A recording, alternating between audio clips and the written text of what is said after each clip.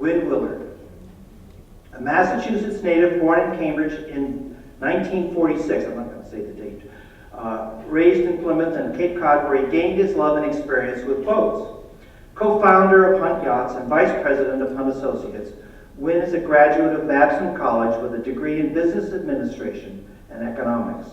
Winn studied naval architecture at the University of Michigan, is a member of the Society of Naval Architects and Marine Engineers, and has been with Hunt Design since 1970. His design experience spans a range of small boats from 20-foot day sailors to 120-foot motor yachts. Is that the one, James, that you bought? Patrol boats for the U.S. Navy, fire boats and police boats for New York City, pilot boats for every major port in the United States, jet skis and airboats. Jet skis is probably what James did buy. All of it with his colleagues at Hunt Yacht Design in New Bedford. Winn lives in South Dartmouth with Carolyn, married for 37 years. They enjoy cruising their Cal 28, a Hunt Design of course, around the bay and islands. His second passion is baseball. He plays with the Rhode Island Men's Over 50 League, or as Carolyn calls it, geezer ball. Nah, he's not even close to being a geezer. Not even. Anyway, it's my pleasure to introduce Winn Willard to speak to us tonight.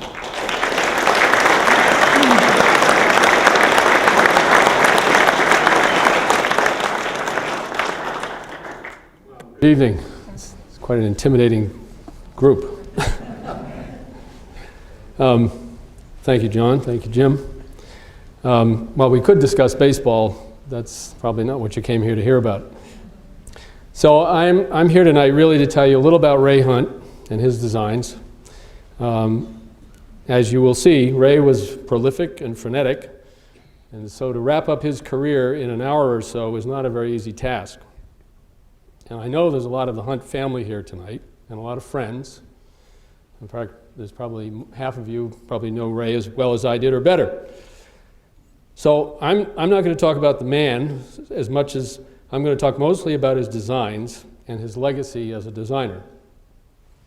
A more definitive work on this subject is in process. Mark Kellogg is here somewhere, and he's writing a book writing a biography about Ray.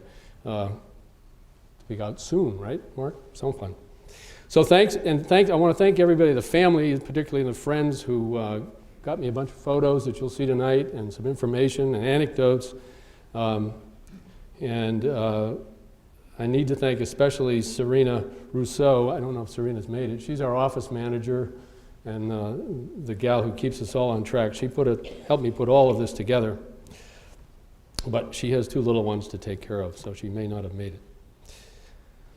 Over the course of my career, I've had the privilege of meeting several of the premier designers of our time.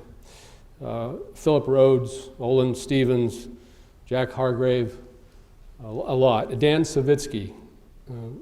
Well, you may not know that last name, but in the field of powerboat design, he's practically known as Saint Savitsky. We'll get back to him a bit later on. But all of them were giants in the field, for sure.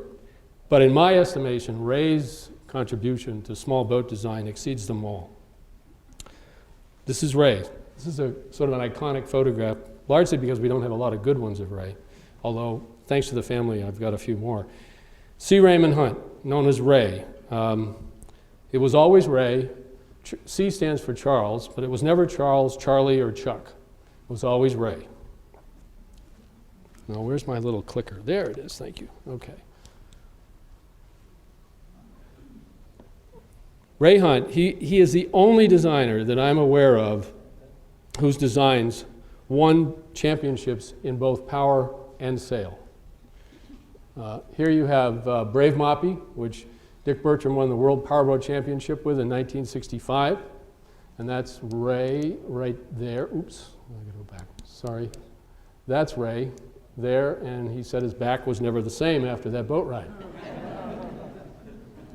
And you see, the real guys up there have the helmets on, because otherwise it's sort of tears in your ears on those kind of boat rides. And that's an old race boat. That boat was good for about 40 knots. That was about it. Eventually, that boat sank in a race, and the engines went right through the bottom. was a wooden boat. It had twin 671s and one rudder, and to cut the drag down. And when they'd lose one engine, the boat would only go in circles, one way. This boat here, this lovely little sailboat, is called Kaya 2. It's a 5.5 meter design that Ray came up with in 1963. And Ray, well, it's a story we'll get to later on, but Ray won the world championships in that boat. Quite versatile, this man. Hello, there we go. Okay, well, that's pretty exciting, isn't it? That's down the street from here. And his name is on our company that I've worked for now for 40 years. I didn't know him very well. He was semi-retired when I first joined the firm. And when was that? Well, how did I come to work for Ray? Briefly, I grew up in Plymouth and Cape Cod, not far from where Ray started sailing in Duxbury. My dad was a carpenter and sometimes a boat builder, and he made me a boat when I was about 4 or 5 years old, an 8-foot pram. And I started on the water young and always intended to do something with boats. It just seemed a natural thing to do. So when I was ready for college, naval architecture seemed like an appropriate pursuit. I like to draw and I like to build things as my dad did. Math, however, was not my strongest suit, so that part of the curriculum was a bit of a challenge. But I decided, what do you use advanced calculus for anyways? But I enjoyed the creative part. Anyways, I got out. My first design job was with a big naval architecture firm up in Boston where we worked on Navy ships that were undergoing refits at the Charlestown Navy Yard. Probably some of you might remember that place. The pay was wonderful. I got paid a lot of money. I bought a sports car that year that always broke down when Carolyn was in it. But the work was very boring, really boring. So aware of other design offices in Boston, I went looking for another job. And I guess John Decknatel, Ray's partner at the time, liked my drawings enough, and he gave me a part-time job. That was 1967, a long time ago. I went full-time with them in 1970. And so after 42 years, I'm still doing it. It's still fun. And besides, I still need the money. This is John, who was intended to be here, but he's in Germany, as it turns out, on another museum trip of some sort. Ray lived on his farm in New Hampshire at that time, up in Tilton. And occasionally he drove down to our office in Boston, which was on Long Wharf. Well, it started out on Lewis Wharf, we wound up on Long Wharf. He drove down to Boston in his big Lincoln with his dog, every time. I gather Ray had a thing about Lincolns. He really liked Lincolns. He dropped in to discuss ideas, projects, designs. He was always dressed more or less like this. Topsiders, white shirt, the sleeves rolled up, narrow black tie. That was him. He was sort of a medium-sized guy, athletic, really the right proportion for a sailor to get around on a boat, not clumsy like me. As a young man, I understand he was a first-rate hockey player, and he turned down an invitation to play on the Olympic team. He always had some new ideas to discuss and would talk about them with enthusiasm endlessly. I mean, it would be 5 o'clock, 6 o'clock, 7 o'clock, and he'd say, well, Ray, I'd like to go home. Well, he just would not let anything go. They were always interesting and sometimes a little weird. An example, he came in once, and here I was, the young kid in the office. He had a paper bag full of, I didn't know what, dumped it on my drawing board. It turned out to be leaves and seeds. And he spread them all out, and he said, well, look at this one, and look at this one, and look at the way the shape is this, and look at where the veins are. This is the way we should be making sails. This is where the batten should go. I wondered about this crazy old man, but that's the way he was. He observed these things.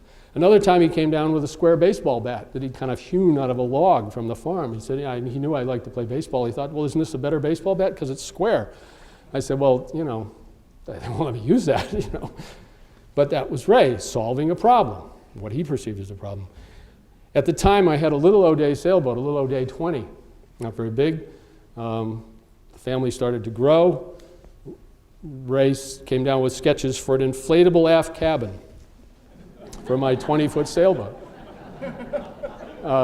I guess what he intended was that, we'd sail to the harbor, drop the anchor, and then I'd blow up this aft cabin, and we'd have a whole nother suite. Well, that's what I mean by what I knew about Ray. He was that kind of guy, full of ideas. Marvelous thinker, out of the box, uninhibited, unafraid of what people would think. If I thought of that idea, I'd say, people are going to laugh at me, so I'm not going to propose that. Not Ray. I've come to think that his genius, and I think he definitely can be called that, may well have been because he was not encumbered by too much formal education. I mean, a couple of years of prep school was all he had. No advanced calculus for him. And as much as we need education, I think it can be confining. You get told how to think, what's possible, what's impossible, and they give you a formula for everything. It's all very useful, but stifling. I think it's better sometimes to not know, so you try new things in new ways. And most of us would worry about being foolish or failure, but Ray went beyond all that. He had the confidence and the courage and the vision. I think all of those qualities we wish we had ourselves. Here's a picture. It's not a real picture, but I think it kind of, it was a picture of Active. This is a boat that was in Newport for years and years. I don't know where Active is now. Cruising, and there's a 12-meter behind it. It's not Easterner. It's I knew what it was. Thank you. It is American Eagle, number 21. Bill Luders sent it to Ray and said, "Ray, is this one of your designs?" And it could have been. It could have been. Could have been. When Sam Griffiths, the famous powerboat racer going way back to Dick Bertram's era, first saw Dick Bertram's 31 Moppy, he told Dick, he said, "You better go stick a centerboard in that boat and go sailing." And if you peruse the hull lines you're going to see later of one of Ray's shoaler boats and then the Deep V, you might come to the same conclusion. They kind of look like sailboats. And Ray did put some centerboards in the powerboats for various reasons. But let's start back at the beginning. And I'm leaning here on an article written by Joe Gribbins in 1984 for a wonderful publication called Nautical Quarterly. It's out of print. But it has a very nice history of Ray. And it was Joe who first called him the New England Archimedes. Somewhere. There we go. Quote Joe, he said, "To call Ray Hunt an Archimedes does not seem wide of the mark. The Greek philosopher, physicist, inventor, and explainer of the principles of leverage, conceiver of the laws of displacement of fluids while taking a bath, saw more clearly into the physical world than other men. And Ray Hunt was like that too. The New England sailor and designer was father or godfather to the Concordia yawls, the modern spinnaker, the midship cockpit sloop, and the light and fast 110s and 210s, an improved destroyer hull, and most significantly for the boating industry, the Deep V hull and the tri-hulled Boston Whaler. Nearly to the end of his life, he kept thinking and developing and had projects going. And who knows what was left unfinished. By any measure, an extraordinary man, quiet and sometimes quixotic amidst the creative ferment of his life," said Joe in 1984. So why call Ray New England Archimedes? It's an interesting caricature, don't you think? An original thinker with a stoic, practical Yankee side. That was Ray. And hello. And that's Archimedes. Ray, however, was a New Englander, born in Somerville, 1908. He lived around Boston all his life, and he was the original thinker, like Archimedes here, who was credited with being the father of naval architecture, due to his discovery of the principle of displacement while bathing. Picture Archie, and I'll bet all his friends called him Archie, about to drop into his tub on a sun-drenched Greek isle. And as Archie slides in, he noticed that the water level rises up. So he wonders what's happening here. He realizes his body is moving the water aside or displacing the water as he submerges. With a few quick calculations, he realizes the amount of water displaced equaled his own weight. You can try this at home. And whether you like it or not, that'll be your weight when you're done with all the math. So a designer uses this very same simple calculation every time he approaches a boat design. And yes, some calculus is involved for accuracy. All boat design starts with this simple idea. At least if you want your boat to float, it does. And then it gets complicated. If you want your boat to float upright and so on, you got to get a little more specific. But Archimedes figured this out by observation. And Ray, I submit, had the same ability, and observation was his starting point. He could see to the heart of a problem. And so the question I thought of was, how did Ray become this kind of thinker? I don't think it's necessarily that easy to do. Certainly, but I don't know that I can say that. But we can look at the results of his creative mind and his waterman's life. So we're going to start where he started, in Duxbury. Ray sailed little boats in Duxbury, Mass. as a boy. His grandfather, Cassius Hunt, was a Duxbury native who had built the original Duxbury Yacht Club on his property. They were a sailing family and a sail business family whose fish dealership, Cassius Hunt and Company, founded in 1877, supported 2 generations of Hunts. Sailing in Duxbury is an education in hydraulic flow, said Eric Olson, a sailor, a writer, an engineer, and friend of Ray's for many years. Ray Hunt was an extraordinarily gifted sailor, and it is Olson's judgment that from 1922 to probably 1965 or 1970, he had to be one of the 10 most outstanding helmsmen in the world. Hunt's very close touch with the water became apparent in the 1920s when he began sailing in the rarefied air of the Eastern Yacht Club in Marblehead. He led his Duxbury Yacht Club crew of juniors. Well, there's more to the yacht club here, excuse me. There we go. There's the Duxbury Yacht Club in the old days. Quite a place.